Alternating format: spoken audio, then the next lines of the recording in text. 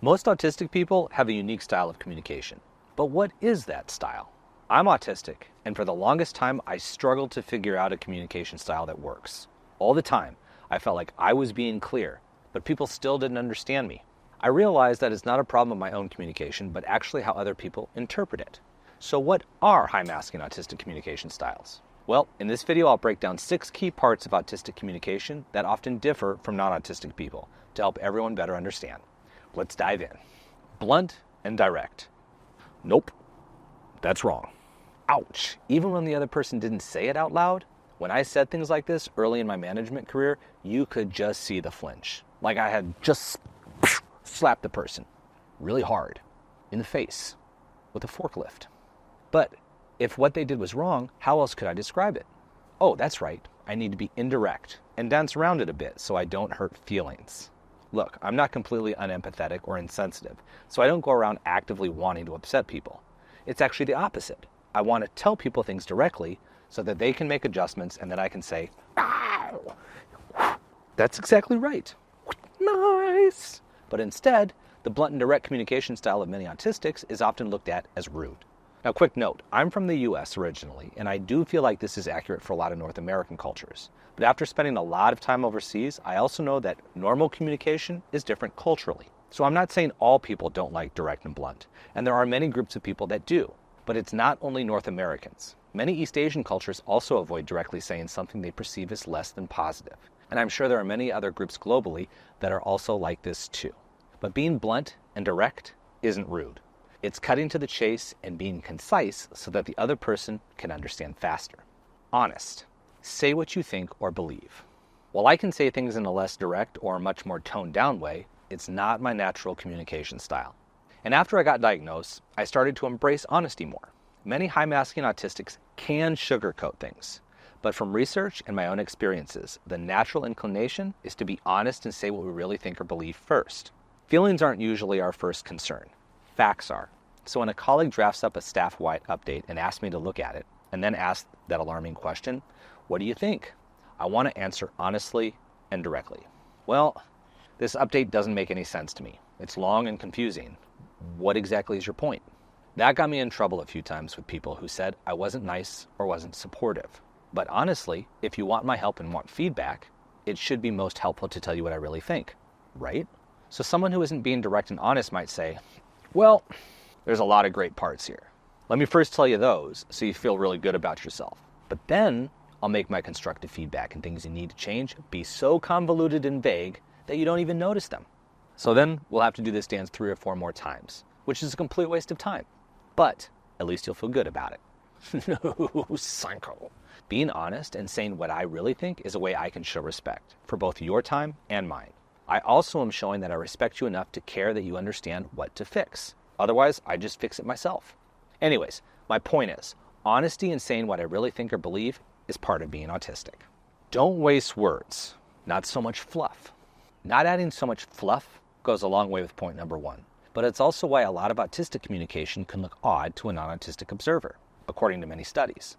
Autistic people just don't need so many words to say things, and they often don't talk just to fill the silence. We actually appreciate the quiet a lot of the time, so we can think without trying to process things while also thinking and participating in conversation. This is probably also why we don't love small talk. So much unnecessary noise and distraction that doesn't actually carry any meaning. So, if you're autistic, you might notice that you say less in conversations, but that doesn't mean you have nothing to say. You might also struggle to know when to cut into a conversation, or it moves so fast that by the time you're ready to say your part, the topic has changed. Literal. Being a very literal thinker is one of those common hallmark traits of being autistic. But in communication, this makes it tricky, even if someone knows you really well. Since my diagnosis, Debbie and I have been learning a lot about this. I'm starting to really appreciate how challenging it can be for both of us. Sometimes I say something like, "Wow, that was really helpful." But my tone or the circumstances might be hard for Debbie to read. Now she sometimes asks, "Are you being serious or sarcastic?" I didn't realize before that when a lot of people said something like that, the tone makes so much difference. Because honestly, tone is hard for me to regulate. I'll talk more about that in a minute, but I usually remind Debbie not to read too much into what I say because I'm very literal. What I say is almost always what I mean, except when it's not. Ooh. But this is also challenging for me as a high masker. I find myself interpreting things in different ways. Sometimes I take things at face value and with the literal meaning. And sometimes I do the same thing and think the person is being sarcastic, or I overanalyze the tone and think they're upset. It's complicated and frustrating and insanely unproductive. It makes my brain want to explode, or it makes me not want to communicate for a while because I feel shy. Here's another example of literal communication. Someone in our company emailed Debbie a long time ago and wrote, "I need to meet with you. The outcome of the meeting will determine whether I sign a new contract for the next year." Whoa, cryptic much? So Debbie got this, and this was long before we knew about my autism and when we were still learning about autism in general. Her first instinct, based on prior experience, was that this person might be quitting or leaving their current contract early. I mean, they still had about a year left on their contract, so that seemed likely to us both. Once she got into a meeting with this person, who is neurodivergent, it ended up being a great meeting. It was exactly what the person wrote. They wanted to know about some specific plans for our company, and that meeting helped determine whether they would stay beyond the current contract. That was it. Nothing more to read into the situation. So that's why understanding the literal communication of neurodivergent folks is important to help everyone. And if you don't know, just ask, like Debbie did. She even said, Your email really got me worried. and the other person was confused, like, Really? But I wrote exactly what I meant. but Debbie explained, and the colleague understood and laughed and said, okay, they would know now for the future and be more specific about the meeting topics. And Debbie said she'd just ask if she had a concern. See? Compromise for both sides. Win-win. Stern tone, monotone, and/or abnormally loud or quiet volume. So I've been asked on more than one occasion, are you upset when I'm just freely talking? No. Why would you ask that? I respond, feeling myself actually starting to get upset. I just got interrupted from my train of thought and then asked if I was upset. I was feeling great until you asked me. What's going on here, Badinsky? Now I'm starting to understand that I can be both hypersensitive to other people's mood, tone, and volume when they talk. Sometimes to the point of incorrectly mind reading. And this is a common autistic phenomenon where we apparently think we are psychics and know what people are saying by reading their moods. Now don't get me wrong, a lot of us are actually good at it. But does that mean we're aware of the vibes we're giving off when we talk? No, not so much.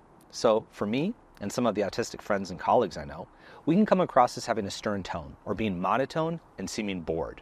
We can also be unaware of our own tone and volume, like me getting loud sometimes and not even noticing it. The problem is that when I get going when talking, I have a lot of passion. And people can see that in many ways. I can't count the number of times we had a staff meeting, and I later heard from Debbie that a few colleagues approached her after to say, I didn't realize Chris was upset about that. And her saying, he's not. He's just excited and has a lot to say about it, actually. But this challenge for many autistic people to regulate our own tone and volume while being hyper-aware of the tone and volume of others, well, that can be a little bit tricky and make us tired and a little bit cranky and, quite honestly, very shy. Not very focused on our own body language. So going along with number 5 and the challenges of self-regulating tone and volume is also being aware of our own body language. Our eye contact, facial expressions, proximity to the other person, leaning in and out, all of that body language stuff. Yeah, there's so much to remember. And I feel like it's hard because it's clearly written in the DSM-5 definition of autism that there are communication challenges, but it's not broken down very well. A huge part of those communication challenges are nonverbal communication and body language. All those details that the other people love to believe they can read just doesn't happen so easily when communicating with an autistic person. And that sucks. But really, it's because people don't understand yet all that's happening in our brains. The sensory issues, the overload of other things while we are trying to communicate, the anxiety over being misunderstood, the double empathy issue, and then we're supposed to act in a specific way that you culturally think is the right way to do things. Here's an example. How many times have you heard that you show you're listening by looking at the speaker, aka making eye contact, sitting still, so no fidgeting or pacing or moving, keeping a neutral or positive look on your face, maybe with a small smile, maybe nodding your head to show you're listening, even little sounds like and that's all while you're trying to listen. But you also know you're going to have to respond at some stage, and you might feel rushed because your processing time is slower than other people. Are you really going to be listening to what someone says if you need to actively think about doing all those other things? Nope. And that's why communication styles of autistics are misunderstood and complex. I personally listen best when I'm not looking at the person. Actually, voice notes are one of my favorite inventions. I can have a conversation, and yes, it'll be quite long, time-wise, because of the delayed time to have a whole conversation, but I can have the whole thing without someone looking at me and with time to really sit and think about what the other person said and my response before I give it. So there you have it. 6 common elements of high masking autistic communication. Drop your thoughts in the comments so we can keep learning about the unique dynamics. No psycho. Not adding stern tone, monotone, and or abnormally. Autistic people just don't need so many words to say. It's complicated.